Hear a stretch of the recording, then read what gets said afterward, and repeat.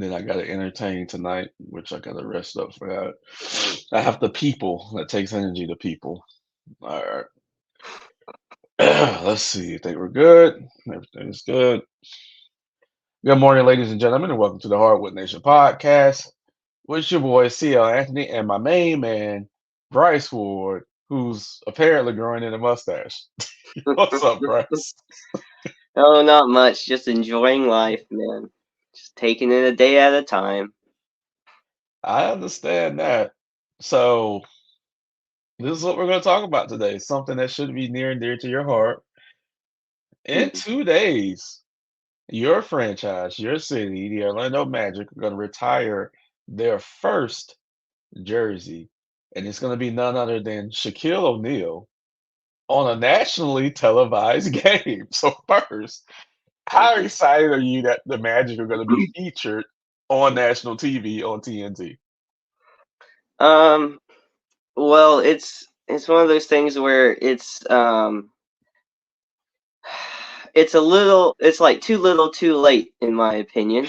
I'll take listen, I'll take anything like that we can get. But this shouldn't be the first game that Paolo Banchero has been featured on national TV. Let me make that clear. That it should not be his first game. It shouldn't be our first game this season. Mhm. It's kind of a joke, especially when you look at how many games Wembanyama had. That's my biggest issue with it. But I am very excited. I hope we win because we are going up against OKC. It's kind of a big night too with the jersey retirement. So there's a few things going on that I really hope the Magic can pull out a win. It'll be a tough game, but it should be a fun game, and it by no means should be our first one this season. So I'll say that with a caveat that I'm excited, but a little like it's like a backhanded compliment. It's like, oh, you finally gave us a game. Thank you. Well, you're correct that it shouldn't be the first nationally televised game of the season for the Orlando Magic. So you are correct in that. But Paolo is going to get some rub next week during the All Star Mhm. weekend as well. So we're going to get into that a little bit too, just a little bit. Um, I think, and don't get me wrong, I I agree with what's going on that night, but I think the only reason they're on national TV that night is because of what's going on, even though they're not going to show that. But Shaq happens to be a big part of the TNT telecast, so it was just a perfect storm for the Magic to get on national TV. If it wasn't for that, I don't think they would have been Well, on it was national TV. scheduled. It was like scheduled early on in the season, so I think they picked that night to highlight the jersey retirement. If that makes sense, I think they put the jersey retirement on this night on purpose. Right. I mean, and they had they had to work that out with Shaq and TNT Yeah. and whatnot. Um, So to my next question, what is your earliest memory of Shaquille O'Neal with the Orlando Magic? Oh, I think probably a lot of people's first reaction, which was like just a larger than life individual and player, and he's basically lived his life that way, and his playing career was that way. I mean, when when Shaq's around, all eyes are on Shaq. It's the same when he was on the NBA court. I mean, he anchored so much of that original Orlando Magic popularity and success. Um, you can extend that out even to the entire city of Orlando, for that matter, probably. Um, I think you could argue Lil Penny's success probably isn't quite as big to start without Shaq either. Um, a lot goes into the Magic drafting Shaq and what that meant for the team, what that meant for him. Um, like I said, he when I was a kid, he was felt larger than life. He started popping up in movies not long after that. Like from the moment he hit the scene, you could tell he was just a different individual altogether, let alone basketball player. Um, Part of the reason why, like a lot of kids, I had an MJ poster up. I had my Bulls jersey as a kid, and then the Magic are around. And as I got a little bit older, they became my team, I was able to appreciate him more. But there's no denying what Shaq was or denying what he was capable of. It, uh, he's the closest thing to a Hall of Famer that we had early on. I mean, other teams, especially in the '90s, you had MJ, you had Barkley, you had Ewing, you had the Sonic guys, you had Shaq. He was one of those guys, biggest names in the league, and for the Magic to have that was huge. It was huge. It was everything to start, and so I have nothing um, but fond memories of watching Shaq, watching him rip down the rim, break the glass. Everything. Just the whole personality, the bigger than life kind of style that he lived, and uh, I don't know without Shaq if I would be the Magic fan today. I don't know if anybody would be. I mean, it's easy to kind of put that away and move on because it was so long ago. But at the base for a lot of people, it's Shaquille O'Neal or memories of that time frame that really begins the origin story for a lot of Magic fans. So I have nothing but good things to say about Shaq. The um the story, the documentary that they did years ago, where we found out what was really going on with those contract talks and why he left. Um, it honestly, for me, puts Shaq in a more graceful light, I guess you could say, where a little more forgiving of how he left or why he left. Um, that's kind of like another reason why I'm excited about the jersey retirement. It's like the old Babe Ruth curse for the Boston Red Sox. They say they didn't win a championship forever because they traded Babe Ruth. You know what Right. I mean, and that haunted them. Um, I think that this is kind of like us trying to put that to bed and trying to move past that stigma of he moved on from the Magic, and we were a young franchise at the time. We made mistakes, and that's not enough reason for me to hold a grudge against a guy because I probably would have done the same thing. So I don't hold those things against him anymore. I haven't for a long time, and so in terms of a next step in honoring him with the team, the jersey retirement, I just think it makes sense. I'm all for it. I'd love to be at the game. I can't. But I will be watching on national TV with everybody else. So I'm excited. I'm excited for him. I know this isn't by any means his first jersey retirement. We're late to the party, but I'm glad it's finally happening. Absolutely. And speaking of, and that was great, by the way, what you said. Um, Speaking of the Magic being late to the party, do you think the Magic should have been first because it went Lakers, Heat, and then Magic? Do you think the Magic should have been first in retiring Shaquille's jersey? No, no. I do think it's a little easier for other teams to do it once they got that championship for them. I think it makes sense the way it happened. Honestly, I mean the Magic could have done it a little bit earlier, but it makes sense for those other teams to do it first, in my opinion, just because of the success they were able to have with him there. We did because I know you smartened me up to the division that was going on with Magic fans on should Shaq be the first one or should Nick Anderson be the first one. We're going to get into that a little later. So I decided, me and Cortez recorded the other day, so both of these are going to be posted very soon. Um, so I decided to put a poll up on our Twitter feed or X, whatever the fuck you want to call it now. Um, the question was, should Shaq be the first Orlando Magic player to have his jersey retired? 63% of our fans of the Hardwood Nation said yes. 37% said no. So the consensus is that Shaq should be the first one. Um, and I know the people in the minority were being real loud about their opinions. I know you feel like Shaq should be the first one, but how do you feel about the people who think Nick Anderson should have been the first one since he was the first official Orlando Magic draft pick? Um, well, I mean, I get it. I just don't think the accolades stack up quite the same. Um, it's like, do you pick the highlight player who brought all the attention to you and brought your first real success, or do you pick the the reliable guy who is still connected to the franchise, is a franchise guy? I just feel like it's like peaks and highlights over in popularity over consistency.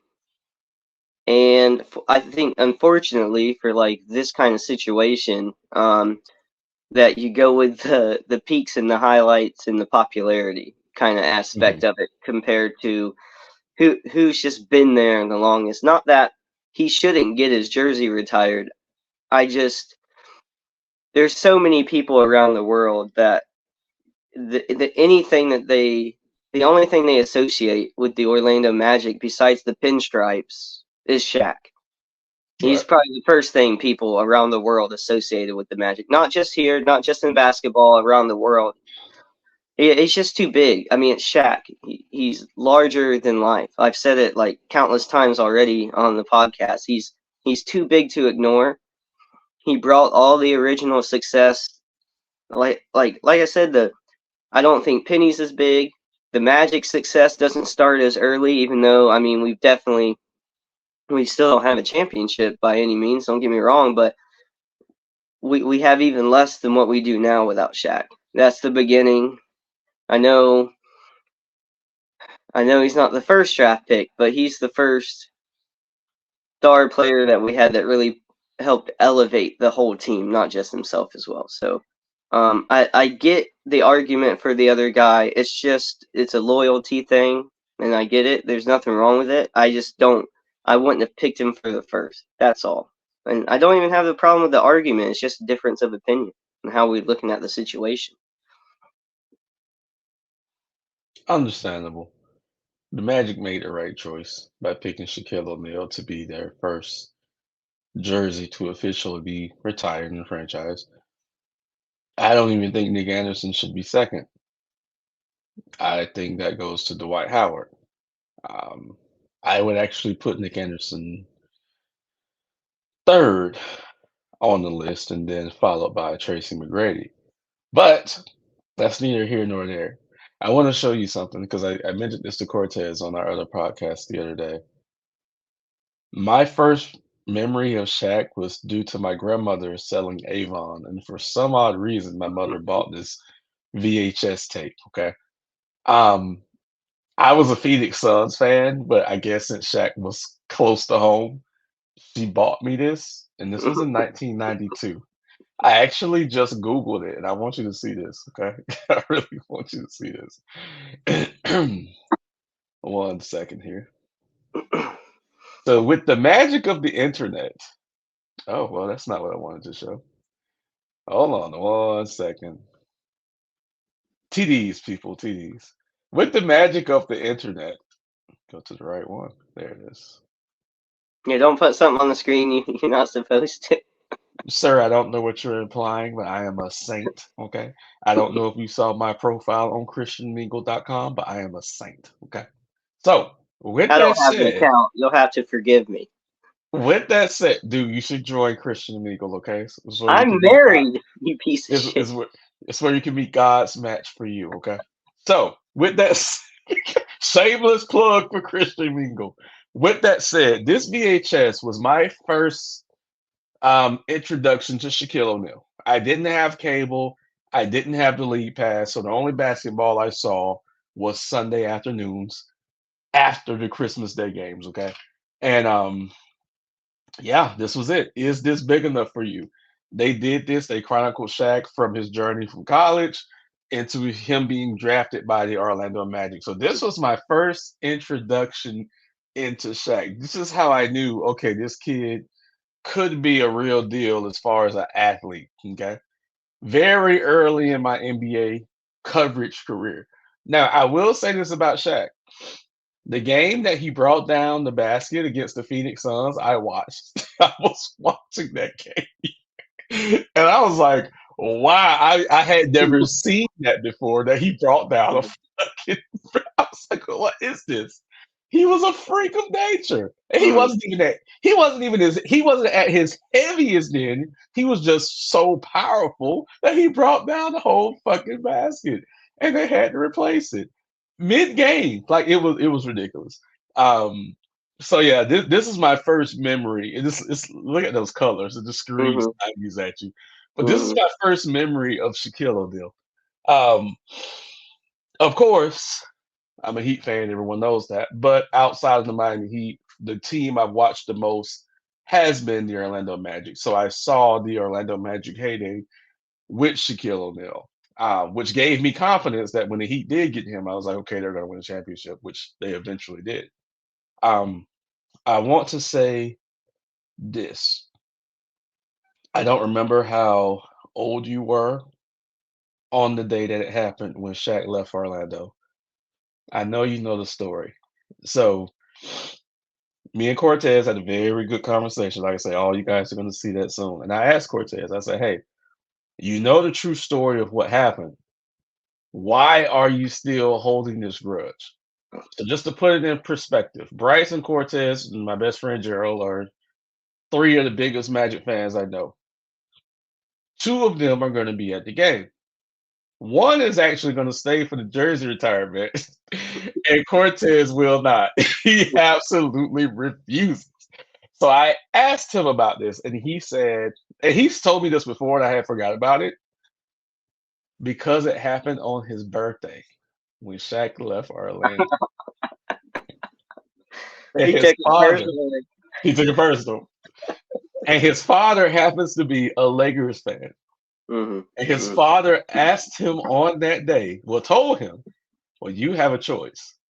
You either stay with the Magic or you come with the Lakers. Of course, Cortez chose the Magic.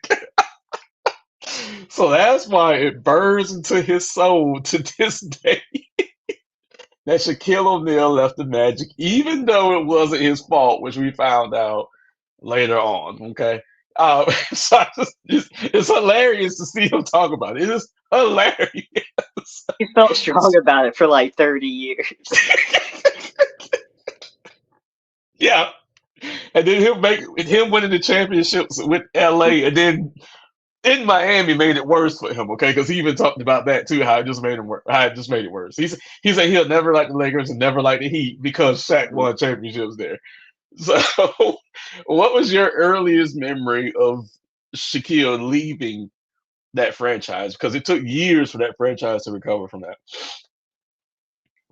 Um, well, like I said, I was a little young. I wasn't like watching basketball. A lot of the basketball I watched because of my family. It was either college, like it was either Kentucky basketball Hmm. or it was Michael Jordan.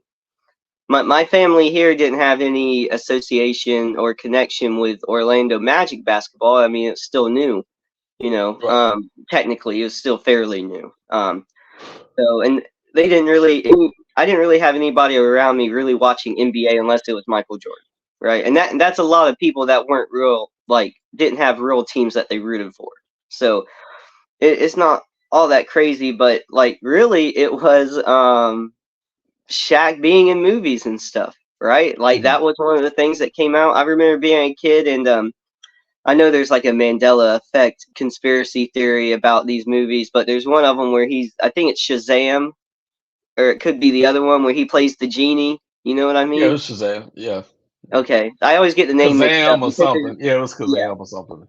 Yeah. yeah. So it's that movie. That's probably where I saw Shaq the most. Was just in that movie on the TV. So that's probably my first memory of Shaq post Magic. But I wasn't paying attention like that. I wasn't watching basketball games a lot. So yeah, kind of like a funny side story is just the the coverage Shaq got from being in LA. As we know, a lot of guys get that media bump from being out there. So that's pretty much it. Just Shaq being around, more the celebrity limelight and that kind of thing from LA lifestyle. So yeah, just him blowing up, watching him Were move you on like Shazam.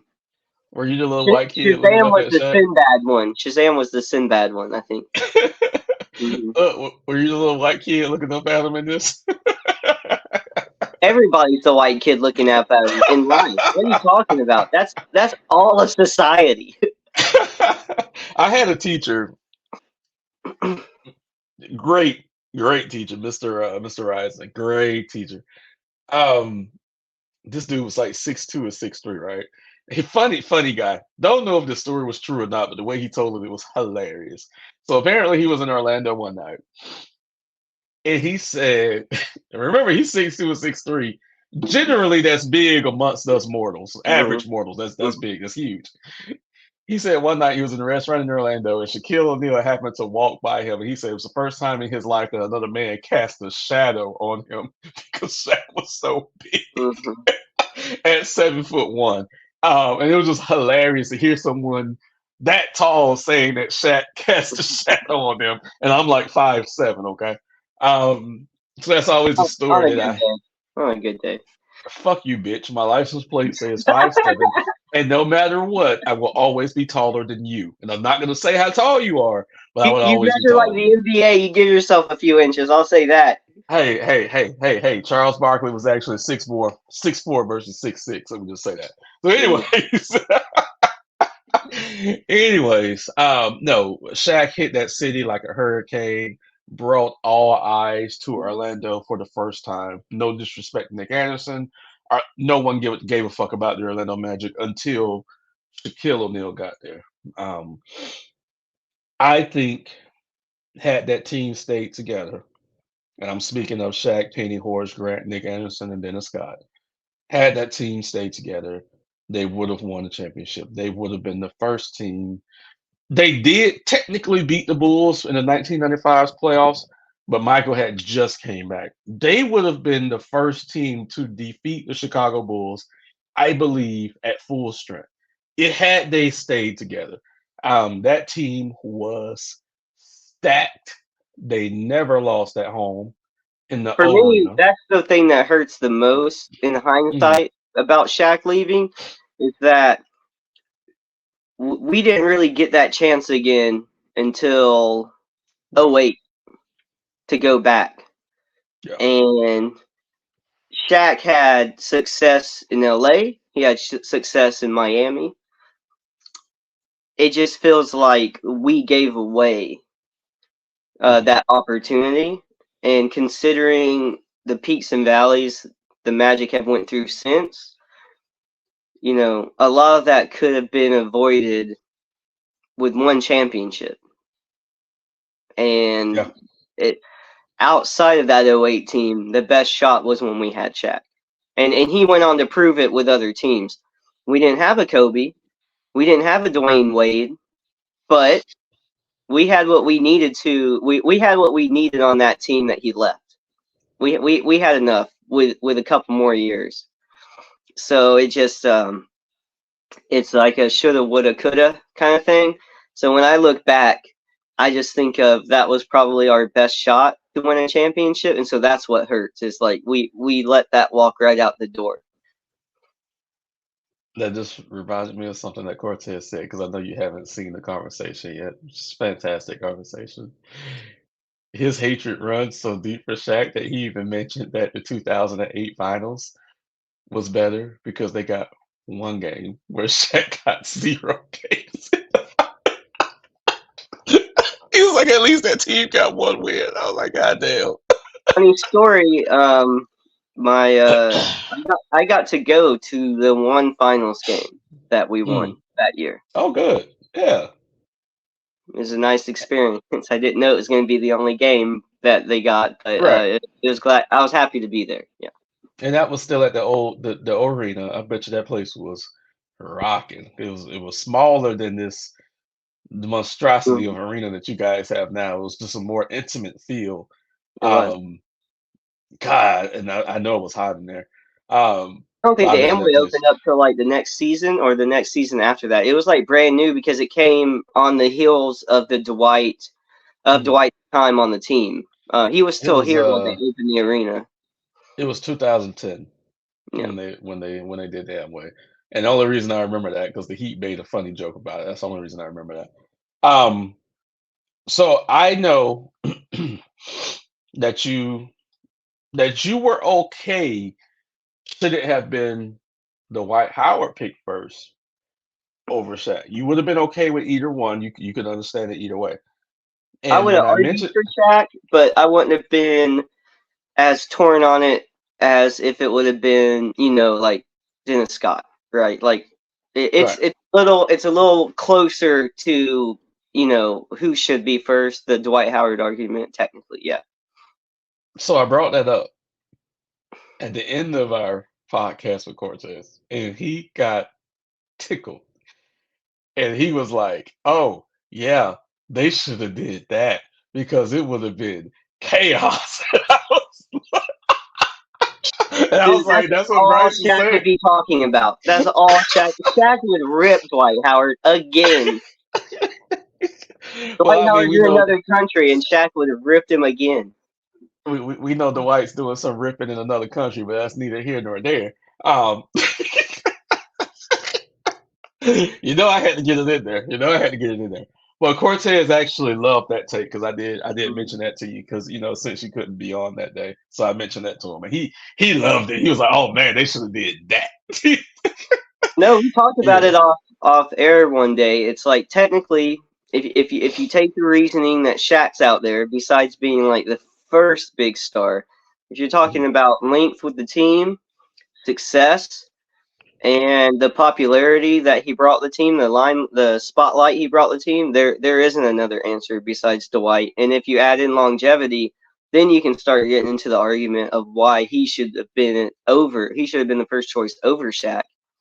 Mhm. That's the only Yeah, thing. I mean, 4 Shaq was years. here 4 years. Dwight was 4 years. here what, 8? Eight Uh, or nine, yeah. Something like that. It was a long time. And like Cortez says, we did get a game in the finals with Dwight. So Yeah. I get it. I get it. Now recently there's been a little uh the story around Dwight has changed over the course of like the last 10 years. So He likes to rip. Let him I get rip. it. There's a lot of guys in the NBA that like to rip, right? He Just likes to rip, and he likes to get ripped. yeah, as you say, God bless him, right? God bless God him. bless him. But technically, on court accolades, Dwight Howard has a very strong argument. Yes. Hmm. Yes. So from a emotional standpoint, we know when it comes to my franchise, my players, I'm the biggest bitch walking the face of this earth. I would cry in a heartbeat when I Yeah. see D Wade get his jersey retired and goes to the Hall of Fame. Alonzo Mourning just recently, Udonis Haslam had me choked up. If they televise it, because with it being on TNT and with it being after the game, I don't know if they're going to actually televise the jersey retirement, but it should pop up on YouTube somewhere. Do you think you would get emotional because you guys haven't been through this before? What do you think your feelings are emotion wise with Shaq? And then also when it happens with the White, because it will happen, do you think you would get emotional with that one? No, I'm not gonna get emotional about these things at all. I don't. Okay. There might be some tears of joy if we win a championship. Like Okay. that's how far it has to go for me to get emotional like that. I will be Mhm. excited. I will be happy for those guys to get the recognition from our franchise. They already have the recognition of other teams and some fans and things like that. I get it. I won't get emotional. I'll just, it seems like there's certain things that over the years the Magic have gotten clowned for from the rest of the NBA or looked down on from the rest of the NBA. and this is almost like one of those things where we're late to the party. Mm-hmm. And I get why the organization has wanted to hold off. I would want to hold off until a championship, but it's getting to be now to where it's like too far gone, and so we have to kind of move past some of those old hangups. That's all. It's just honestly, I think it's the kind of the evolution of a franchise. It's just like you have to take things as they're given to you. We don't have a championship yet. Does that mean we can't honor the greats that we've had? No. It's just a mindset change. And so I won't get emotional. I just feel like it's one of those things the Magic need to do just to stop being the only team that's holding back certain things. It's like when the Amway came around, it's we needed a new arena. You know, we needed this new management that the Orlando Magic have that instilled Jamal Mosley to put his culture in. All these things we should have already done. You know, it's not easy to find your guys. It's not easy to set your culture. It's not easy to have success and popularity in your city. There's still games in other areas where even with good teams, they can't sell out the arena. That was the big. I heard Richard Jefferson on a podcast the other day talk about they were in the final or in the playoffs against the Lakers with the old New Jersey Nets team, and they couldn't Mm-hmm. sell. Yeah. The fans, for better or for worse, the fans show up in Orlando when you give us a good product, when you give us a winning product. And and this jersey retirement is just part of what NBA franchises do. We gotta stop holding ourselves back. We gotta be on par with what everybody's doing and do it at a high level. And it's just the way the organization is ran is part of that. And so moving on, starting to retire jerseys and starting to acknowledge some of our greats is just part of what a franchise does. I'll bring it. It all kind of ties in together. There was another podcast not that long ago where Jason Williams was on, and he really knocked the Magic for kind of like not being friendly with him, right? And like not being Yeah. a good organization in terms of dealing with vets and older players. And I strongly disagreed with that because I've seen it. It's just I don't think Jason Williams was that player for the Magic. And so he has one experience with the Magic that some players don't. Like I see him honor I'm sure when he's around, Hedo Turkoglu. Of course, Tracy McGrady. I've seen him speak well on Jameer Nelson, Rashard Lewis. There are players that the Magic, I think, do respect more than others and honor more than others.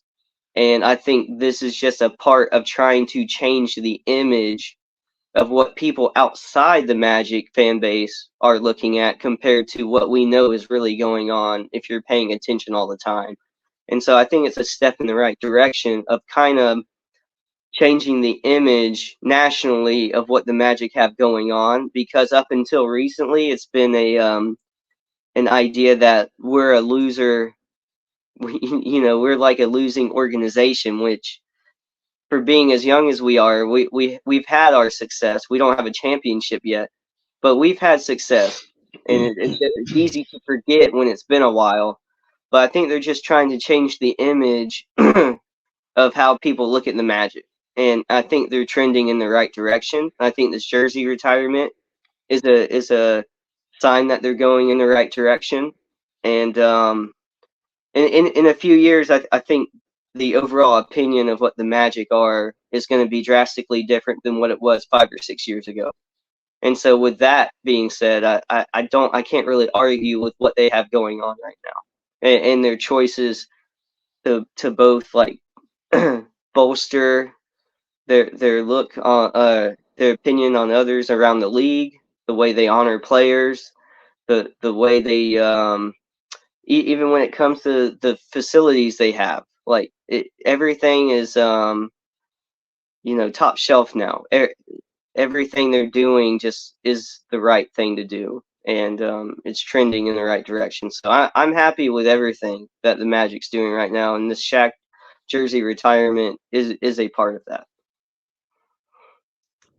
This is what I'll say to wrap it up. In Jason Williams' defense, I will just say this: he came from the Heat to the Magic, so it was a little bit of a culture shock at that time in Orlando, coming from Miami, where he won a championship, to Orlando. So I will, in his defense, I will say that. Secondly, No, I'm not saying he's wrong. I'm just saying that his experience isn't every player's experience. right. That's all I'm saying.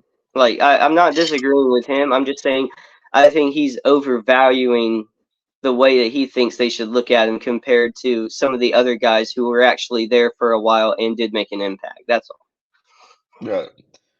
Secondly, I will say this: I have ripped the Orlando Magic franchise apart on this podcast, right or wrong. To much of your chagrin, I've done it. Okay, I've done it. As Cortez admitted the other day,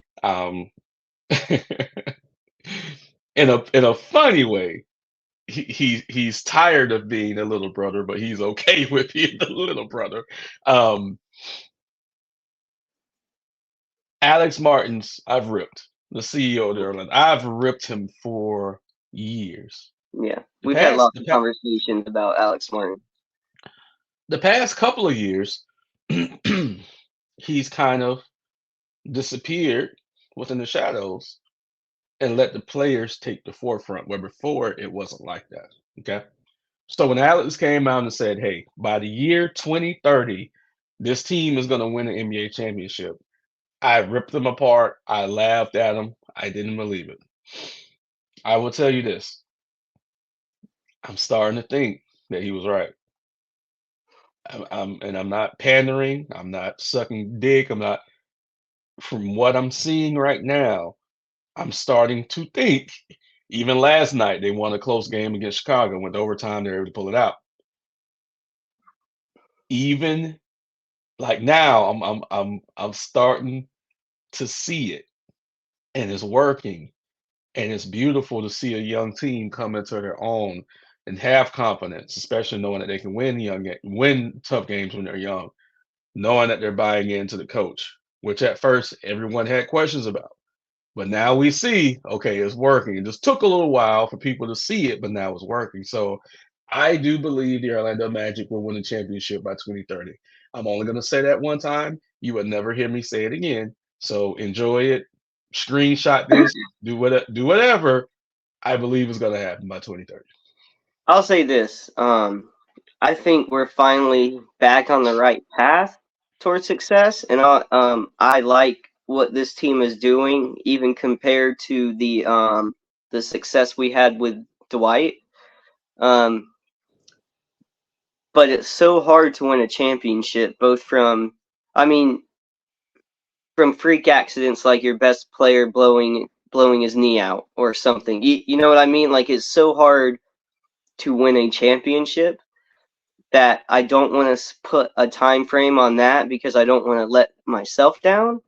But in terms of success, the sky really is the limit for this team. How far they go and what the circumstances are around the players every season, because like I said, you just don't know if someone gets hurt or not. You just don't know the kind of curveballs you can get. But they're finally, this is the most promising path I've seen Yeah. since that finals appearance.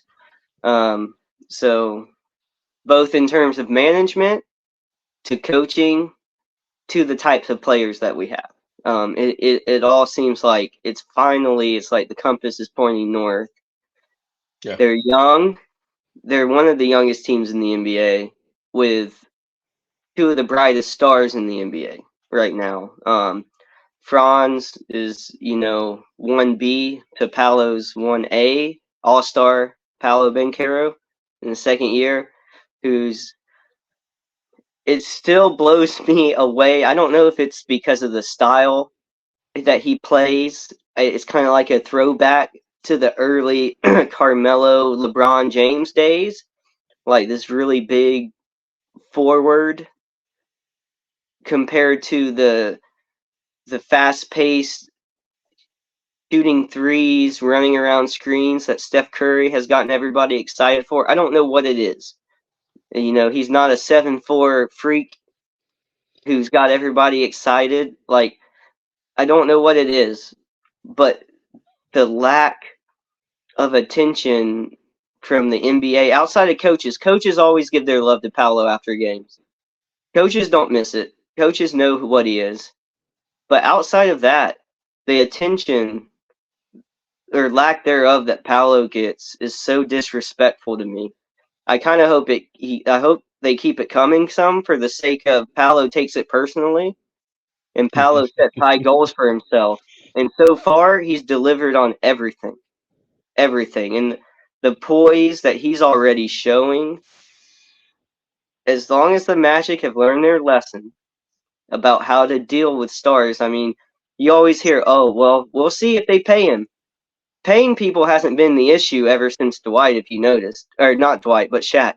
The money wasn't the issue with that '08 team. It was chemistry and bringing in and out the right people, and then the management and the coach blowing that situation. It wasn't money.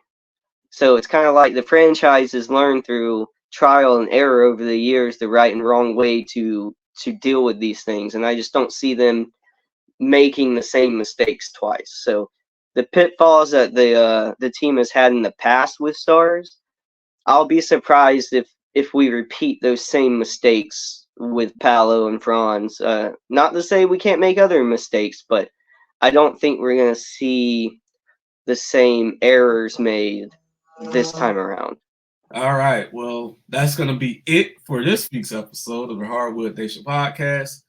Please like, subscribe, and share our content. Drop comments below. Tell us that you love us. Tell us that you hate us. And after the Shaquille O'Neal jersey retirement, we may revisit this one more time. I'm going to try to have Bryson Cortez on at the same time. So everyone stay safe, and we are out.